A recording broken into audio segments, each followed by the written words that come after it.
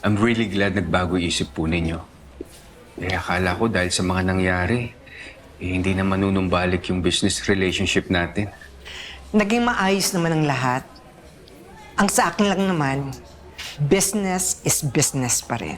Actually, I'm very excited sa mga bagong project natin. At si Tyrone, actually namimiss ko yung batang yun eh. Gusto ko na siyang makatrabaho uli.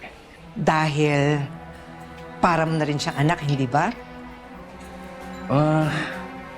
Hindi ko alam bakit magaan yung pakiramdam ko sa batang yun. Magaan yung loob ko. Hindi kaya ito yung tinatawag na lukso ng dugo? Lukso ng dugo? Bakit yun naman po nasabi yan? Ikaw ang tatanungin ko, Chris. Nung naging kayong dalawa ni Rosel, wala bang nangyari sa inyo?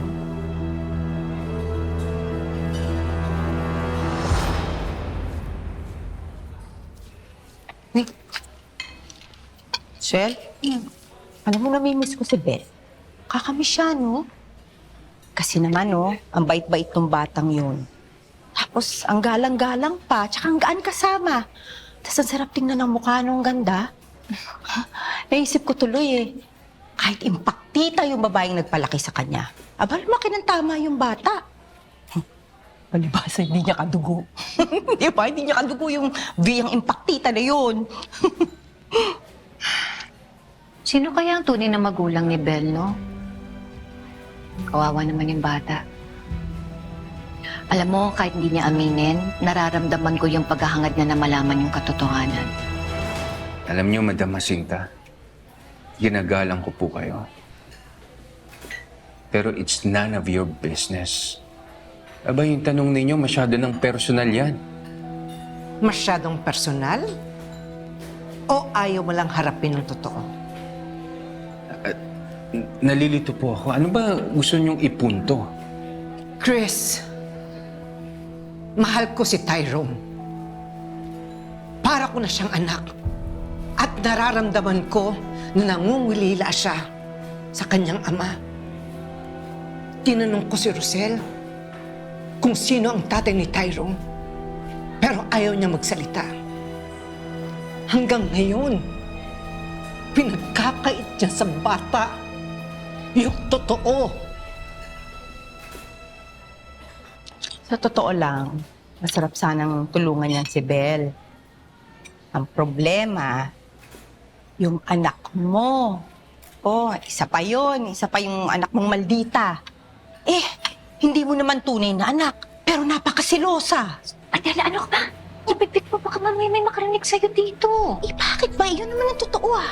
Hindi mo naman talaga siya tunay na anak at saka hindi rin siya tunay na kapatid ni Tyrone. Dahil yung tunay mong anak at tunay na kapatid ni Tyrone, andun sa Santa Ines, nakalibing. Alam mo, magbo-birthday na siya. Sayang nga eh. Kung nabubuhay lang siya, sigurado ako magkasama kami.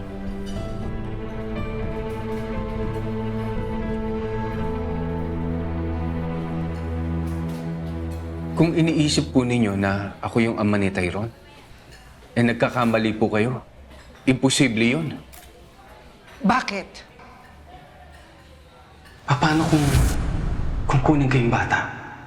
Sure? Kumadrona ka, di ba? Umuwi ka ng probinsya. Alagaan mo si Rosel hanggang makapanganak siya. At pagkatapos nun, kumbinsihin mo siya na ibigay sa akin ang anak namin. Basta alam ko. Dahil isa lang ang anak ko, si Belle. Isa lang at wala nang iba.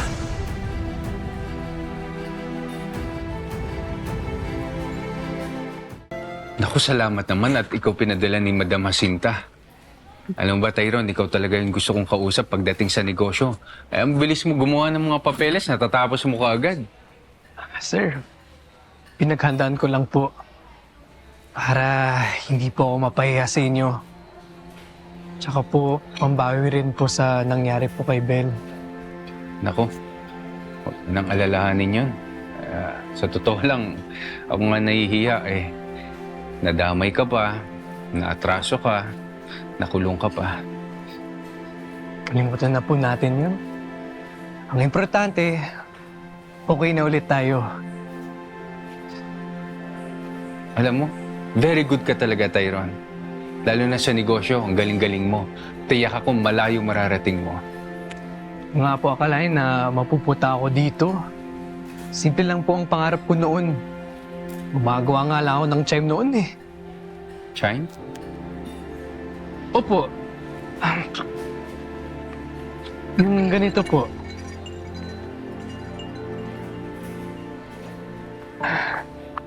Ito nga pala ang ibibigay ko kay Belle para sa birthday niya. Kung okay lang po sa inyo, pakibigay na lang po sa kanya.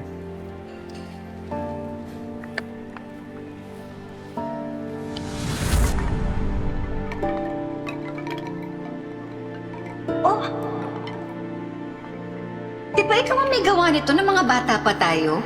Natago mo pala? Eh, alam ko naman paborito mo yan. Kaya binibigay ko yan sa'yo bilang reward dahil magaling ka at masipag sa trabaho. Alam mo, big coincidence ha? Dahil gumagawa rin ako ng ganito eh. Talaga po?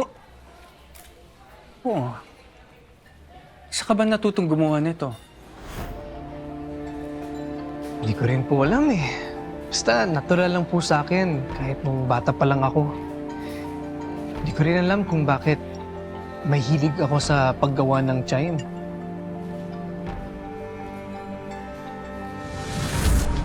Tinanong ko si Rosel kung sino ang tatay ni Tyrone. Pero ayaw niya magsalita. Hanggang ngayon, pinagkakait niya sa bata. Yung totoo.